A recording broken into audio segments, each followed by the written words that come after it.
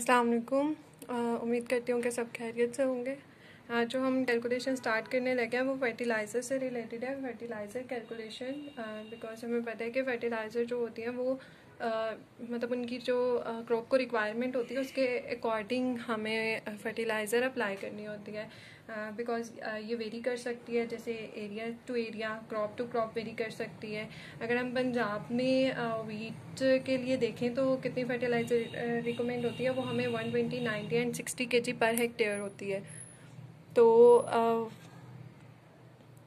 120, 90 and 60 kg per hectare होती है like. और एक जो हमें रिकमेंडेशन, अब जैसे मैंने बोला कि 120, 90 and then 60 kg, sorry it's 60 kg, ठीक है, पर हेक्टेयर रिक्वायर्ड होती है। तो ये अब हमारे पास ये जो रेशो है तो फर्स्ट वाली नाइट्रोजन के लिए होती है, देन सेकंड हमारे पास फॉस्फोरस के लिए, एंड थर्ड हमारे पास पोटेशियम के लिए होती है, NPK। इस तरह इसको सीक्वेंस से लिखा जाता है। तो स्टार्ट करते हैं। और इससे पहले सबसे पहले हमें पता होना चाहिए कि कौन सी फर्टिलाइज़र हमें कितने % नाइट्रोजन, फॉस्फोरस एंड पोटेशियम मतलब प्रोवाइड कर रही होती है। तो ये फिक्स्ड वैल्यू होती हैं जो कि हमें ज़ुबानी आनी चाहिए। इसको चाहे तो आप नोट डाउन कर लें, अदरवाइज इंटरनेट से अवेलेबल है, नोट्स में अवेलेबल है। यूरिया के लिए, यूरिया में जो होता है वो 46% नाइट्रोजन प्रेजेंट है, अमोनियम नाइट्रेट में 33% होता है। इसी तरह अगर हमारे पास ये सिंगल सोर्स थी ना, अगर हमारे पास डबल सोर्स फर्टिलाइज़र हों जैसे कि डाई अमोनियम फॉस्फेट, अब इससे हमें नाइट्रोजन भी मिल रही होती है अमोनिया की वजह से, एंड फॉस्फेट की वजह से फॉस्फोरस भी मिल रहा होता है।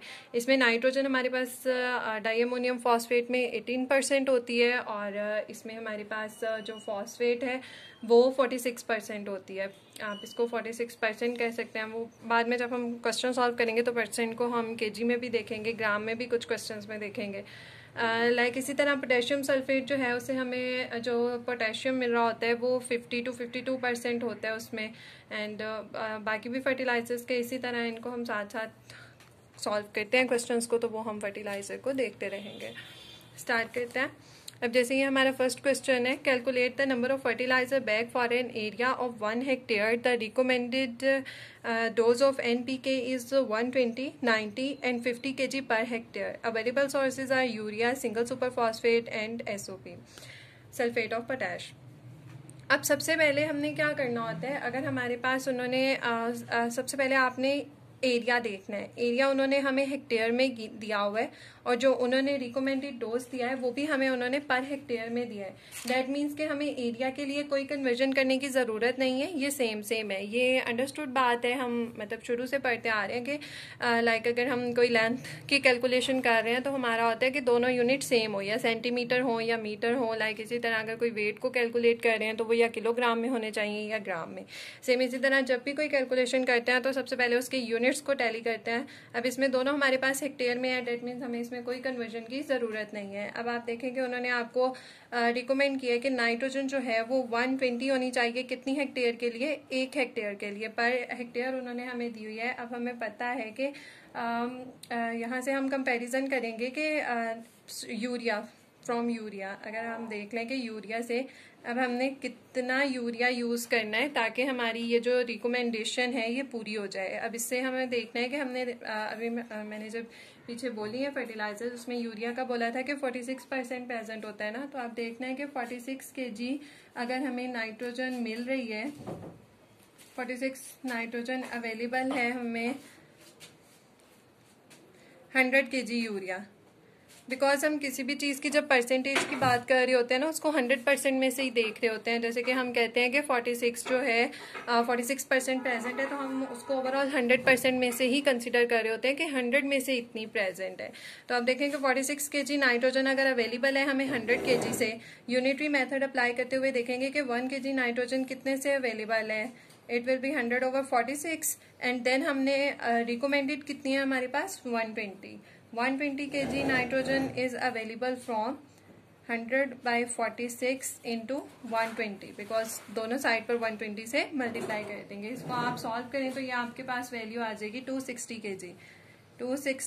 kg of urea.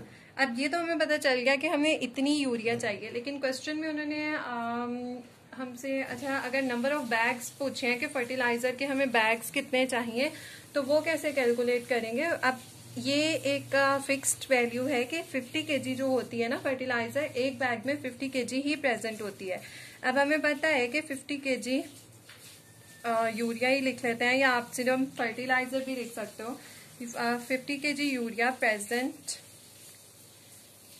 One bag, एक बैग में 50 केजी प्रेजेंट है, हमें कितनी चाहिए 260। तो आप चाहो तो यहाँ पर पहले यूनिटरी मेथड लगा लो, या आप डायरेक्ट भी कर सकते हैं। 1/50 हो जाएगा, तो 1 की जगह यहाँ पर अगर 1 को 260 से मल्टीप्लाई करें तो 260 ही आ जाएगा, और सेम इसी तरह 260 को इस वैल्यू से भी मल्टीप्लाई कर देंगे। यहाँ से हमारे पास अमाउंट आ जाएगी 5.22 बैग्स। ये हमने यूरिया के बैग कैलकुलेट कर लिए हैं, ठीक है। अब नेक्स्ट इसी तरह अगर हम सेकंड को देखें, हमारे पास उन्होंने फॉस्फोरस दिया हुआ है 90 है, ठीक है। जिस तरह हमने ये यूरिया का लिया बिल्कुल उसी तरह का उसका सोर्स क्या है हमारे पास, यहाँ से हमने यूरिया से निकाला था। नेक्स्ट हमारे पास सोर्स है SSP, single super phosphate.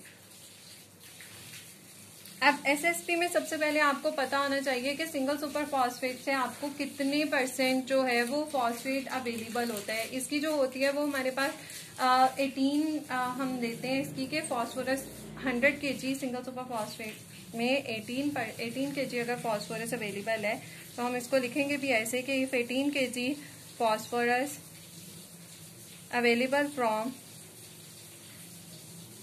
100 kg SSP के 100 kg SSP से अगर हमें इतने अवेलेबल है, तो अब हमें रिकमेंडेड कितनी है वो 90 है। यहाँ पर 90 अच्छा यहाँ पर मैं डायरेक्ट कर रही हूँ, मतलब कर यूनिटरी मेथड से ही रही हूँ कि अगर मैं 100 से 18 को इधर लाकर डिवाइड कर दूंगी एंड देन ये वैल्यू 90 से मल्टीप्लाई हो जाएगी। लाइक इस तरह यहाँ पर मैंने किया था 1 लिखा था, देन उसके बाद 120 लिखा था। मैंने यहाँ पर डायरेक्ट ही कर दिया है कि 1 लिखने की जगह मैंने बस उसको 100/18 कर दिया एंड देन 90 से मल्टीप्लाई कर दिया। तो ये हमारे पास आ जाएगी 500 kg SSP, ये आ गई SSP। इसी तरह अगर आपने इसके बैग कैलकुलेट करने हैं तो वो भी आप कैलकुलेट कर सकते हैं कि आपको पता है कि 50 kg एक बैग में प्रेजेंट है, तो 500 kg कितने बैग्स में प्रेजेंट होगी।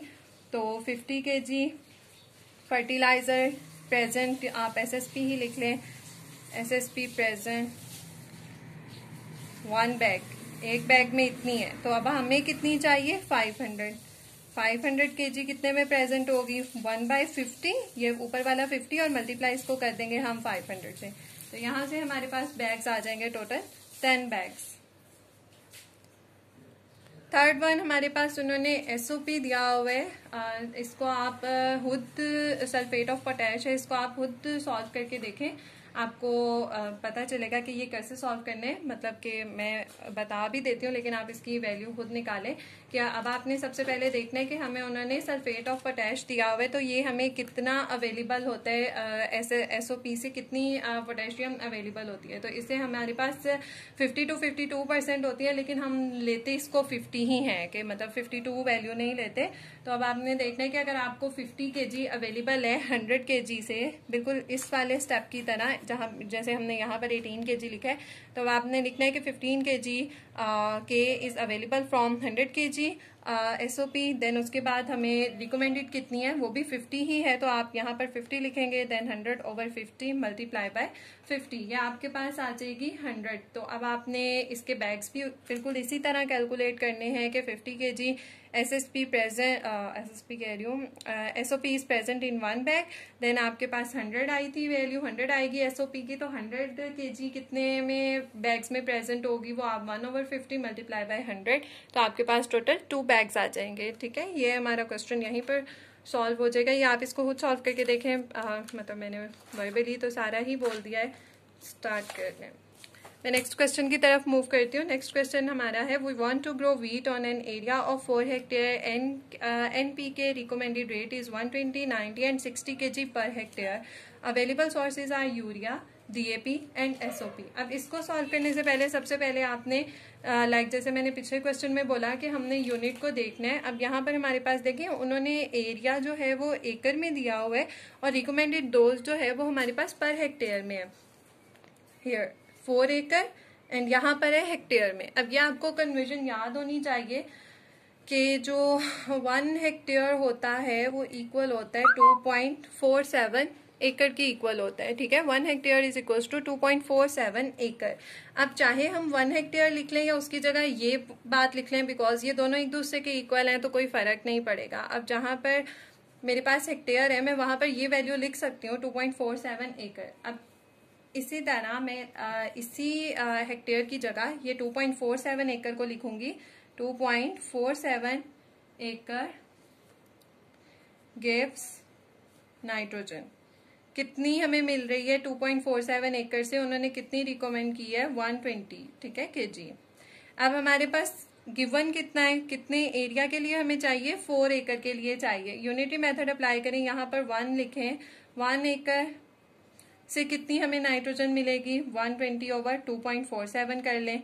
देन उसके बाद हमारे पास 4 एकड़ है, यहाँ पर 1 को भी 4 से मल्टीप्लाई करें एंड यहाँ पर भी मल्टीप्लाई कर दें इस वैल्यू को 4 से, 2.47 इंटू 4, ये हमारे पास आ जाएगी 194.3 kg, 194.3 kg। सिमिलरली आपने दूसरी फर्टिलाइजर्स भी बिल्कुल इसी तरह पहले आपने फाइंड करनी है कि 4 एकड़ के लिए हमें कितनी कितनी चाहिए, क्योंकि उन्होंने हमें हेक्टेयर में दी हुई थी। सेकंड वन हमारे पास फॉस्फोरस है 90 kg, तो अब आप यहाँ पर भी सेम ही लिखेंगे कि 2.47 एकड़ जो है वो हमें दे रहा है, एकड़ गिव्स फॉस्फोरस, कितनी फॉस्फोरस मिल रही है हमें 90 kg, ठीक है।